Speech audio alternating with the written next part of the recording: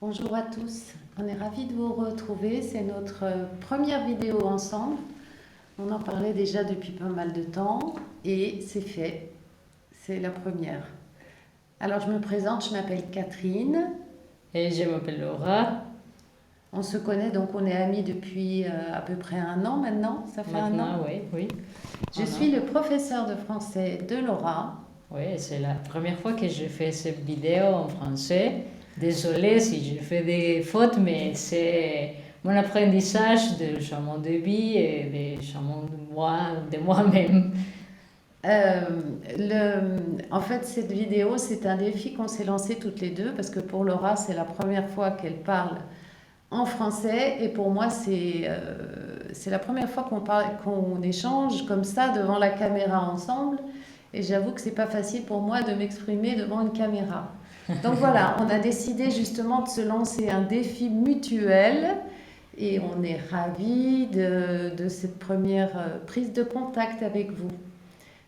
Voilà, en fait, ce qu'on voulait partager, c'est que depuis un an, on a beaucoup d'échanges sur des questions qu'on se pose, sur nos expériences de vie. On est des personnes qui se questionnent beaucoup, qui ont envie, qui sont dans la recherche constante en fait de trouver un sens, un lien et d'avancer avec plus de conscience dans la vie. Donc tous nos échanges, on avait envie de les partager avec vous. Enfin, nos échanges, certains de nos échanges, on avait envie de vous faire partager en fait l'ambiance de ces moments d'intimité qu'on a et où on apprend l'une de l'autre parce qu'on vient de cultures différentes. Moi, je suis française.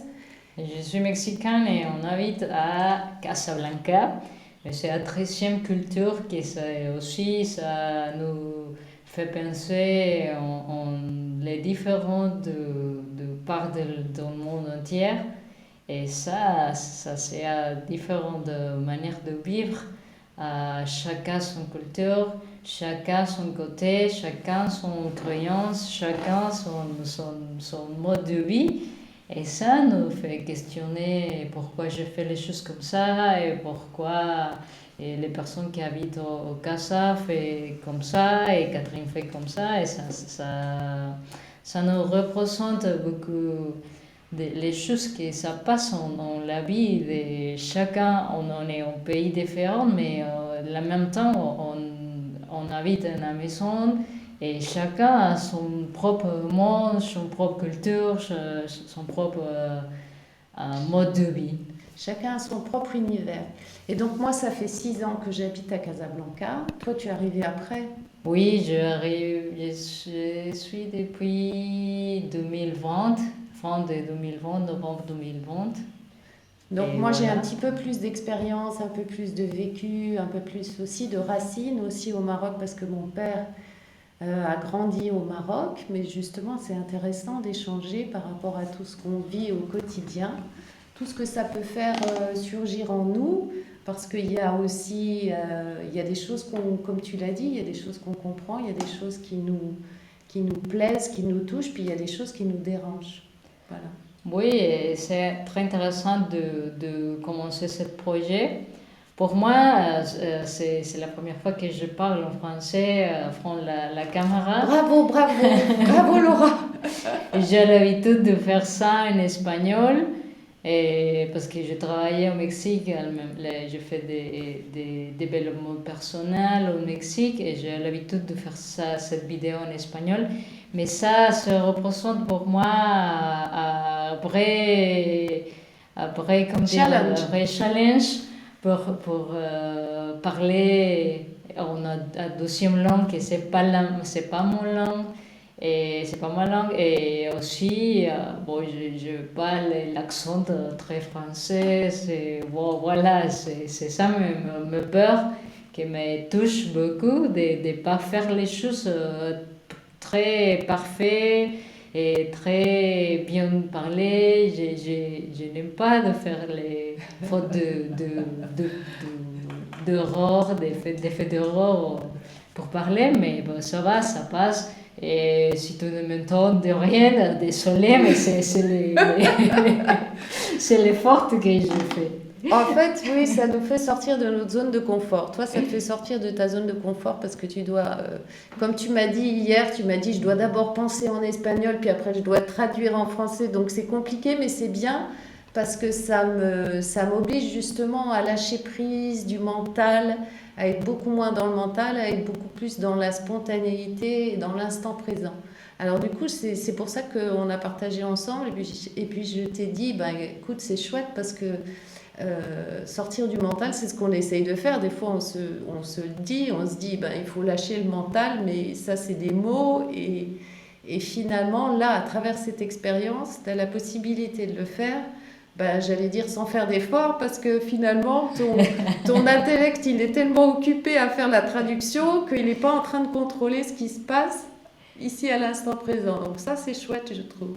Oui, et aussi il y a des mots que je ne connais pas, mais je travaille beaucoup avec les corps et il y a des sensations, c'est le plus important de sentir les sensations dans le corps, d'en s'exprimer des vraies choses que je sens. Parce que par exemple, la tristesse, peut-être pour toi, c'est très différent que pour moi. Et si je sens cette tristesse en moi-même, ma tristesse, c'est pas la tristesse de Catherine. Et voilà, c'est plus. Euh,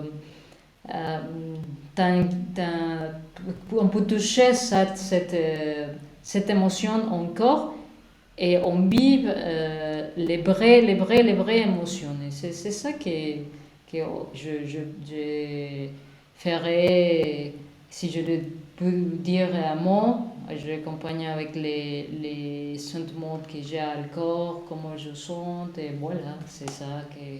Et à petit, je continue mon cours de français, ça, ça se Alors, viendra de mieux en mieux. J'espère, si le professeur est bon, que ça marchera de mieux en mieux. de mieux en mieux. Alors oui, c'est marrant parce que tu as parlé des émotions et c'est vrai que ce que j'avais envie de partager par rapport à ça, c'est que dans nos échanges, en fait, c'est des échanges aussi thérapeutiques parce qu'il y a beaucoup d'émotions qui s'expriment et qu'on a eu du plaisir, en fait, on a eu du plaisir à échanger ensemble parce que ça a été guérissant aussi. Voilà. Ça a permis à chacune de pouvoir exprimer des émotions qui sont venues de manière aussi très spontanée au fur et à mesure de nos échanges quand on racontait nos histoires personnelles. Et c'est vrai que c'était très touchant aussi parce que moi, je me suis sentie vraiment accueillie. Tu vois, on est différentes, mais comme tu as dit aussi, on est la même humanité. On est des personnes, même si on a des âges différents, Ouais. même si on a des parcours de vie complètement différents, on a vécu dans des cultures différentes aussi. Il y a beaucoup de choses qu'on partage en commun. Et dans ces échanges profonds, finalement, on s'est accueillis l'une l'autre. Et c'est ce qui nous a donné envie voilà, d'approfondir ensemble, d'aller vraiment toucher des choses très personnelles aussi, mais qui sont des choses universelles, en fait. Et je pense que c'est ça aussi des problèmes qu'on a en monde entier, qu'on pense que comme j'ai cette religion, cette là, Mm. je suis mieux que les autres, Mm. et aussi si j'ai cette nationalité, je suis mieux, Mm. parce que tout, et j'entends beaucoup fois cette mot que les personnes me disent quand ils savent que je suis en autre pays, me dit est-ce que voilà, en ce pays tout va bien, c'est un pays que tu as, par exemple, les thèmes de le vaccin, au Mexique, le vaccin n'est pas terminé encore, il est juste prêt à terminer. Mais quand je parle de personnes, non, voilà, tu habites là et tu as aussi d'être vaccin et ça va mieux que tu vivre là. Mais c'est ça, on pense qu'on est différent à chacun, à les autres, et qu'on est meilleur ou qu'on est pire.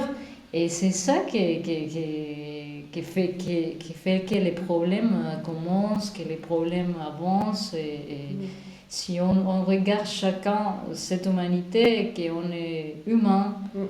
qu'on a des sentiments, qu'on a des problèmes aussi. Tout le monde, on a des problèmes. Moi aussi, j'ai des problèmes. Catherine a des problèmes. Et les personnes qui ont crossent dans la rue aussi ont des problèmes. Peut-être que mon problème pour toi, c'est pas le même problème. J'ai parlé hier avec un ami, elle m'a dit elle a un peu de problèmes d'argent. Et elle m'a dit qu'elle va de mieux en mieux. Elle commence son propre business et commence à faire ça. Et je lui ai dit, oh voilà, j'ai un problème parce que je devrais voyager au Mexique.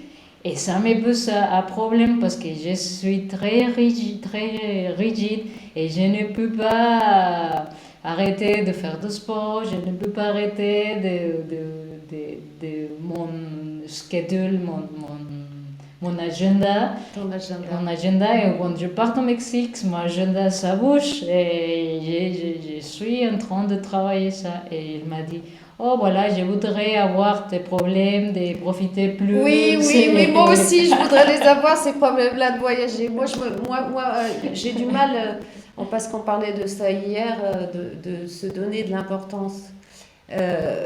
C'est difficile, moi j'ai du mal en ce moment, justement, je dois programmer un voyage parce que j'ai pas vu mes enfants depuis longtemps et puis vraiment mon cœur est brisé parce que mes enfants, ben oui, j'ai été très proche d'eux, ça fait 6 ans que j'ai quitté la France, ça fait 6 ans que je vis au Maroc et donc je les vois par intermittence.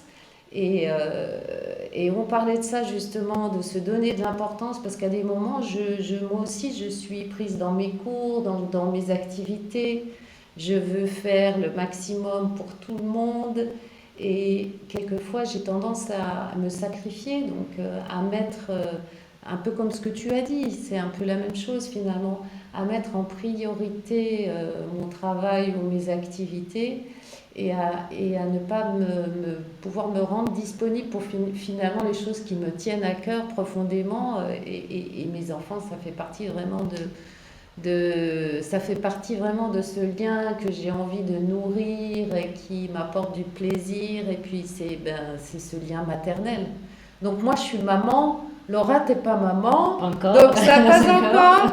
Donc on a des histoires différentes, mais ça, voilà, on se sent très proche on se sent très proche dans d'autres manières d'appréhender, en tout cas dans cette profondeur qui fait qu'on a envie d'aller creuser, qu'on a envie d'aller chercher pour comprendre en fait. C'est ça qui est intéressant et que. Oui, chacun a son propre chemin de vie. Oui. Et son propre guérison à faire et c'est la vie. Et c'est ça qu'on apprend à être tout ensemble, mais sans faire sans jouer, comment se dit quand tu critiques la personne, sans juger les autres. Ouais. Et ça c'est le plus difficile de faire, sans vivre, sans jouer. Ouais. Et si tu peux vivre comme ça, sans penser que tu es meilleur, que tu es pire que les autres, ça te donne un vrai saut de changement de vie, de grandir et regarde les vraies vulnérabilités des autres et toucher les corps, toucher l'amour. J'avais envie de parler d'humilité parce qu'en fait c'est un chemin, vivre dans une culture différente et côtoyer aussi des gens de cultures différentes. C'est une richesse, mais ça demande d'être dans l'humilité parce on se rend compte, on en parle ça de nos conditionnements. On a tous des conditionnements, mais souvent on voit plus facilement les conditionnements chez l'autre. Donc quand on parle effectivement de la culture marocaine ou de la culture mexicaine, espagnole, on voit plus facilement les conditionnements chez les autres, mais on les voit beaucoup moins facilement chez soi. On a l'impression souvent que on est dans la vérité parce qu'on est habitué depuis l'enfance à une manière d'être, de réfléchir, de fonctionner. Et c'est difficile de ne pas être dans le jugement, comme tu l'as dit, parce que des fois on est heurté, des fois on parlait justement ce matin aussi de cette espèce ce manque de structuration, parce que nous, finalement, ce qui nous relie aussi, ça peut être quelquefois la rigidité, ça va être, puisque tu en as parlé tout à l'heure, c'est vrai que des fois, on a besoin de contrôler les choses, et pourtant, on se dit, on n'arrête pas de se dire qu'on aimerait apprendre à être plus dans le lâcher-prise, à être beaucoup plus dans l'abandon, dans le fait d'accueillir la vie comme elle est. Et que finalement, dans cette culture-là, ici au Maroc, finalement, les gens, ils sont aussi beaucoup plus dans l'acceptation de leur quotidien.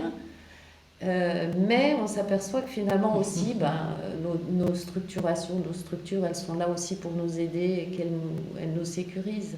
Oui, et c'est ça que, pour ça, peut-être qu'on est ici, en ce pays, pour apprendre quelque chose de ce pays, de cette culture, pour laisser cette rigidité, Ouais.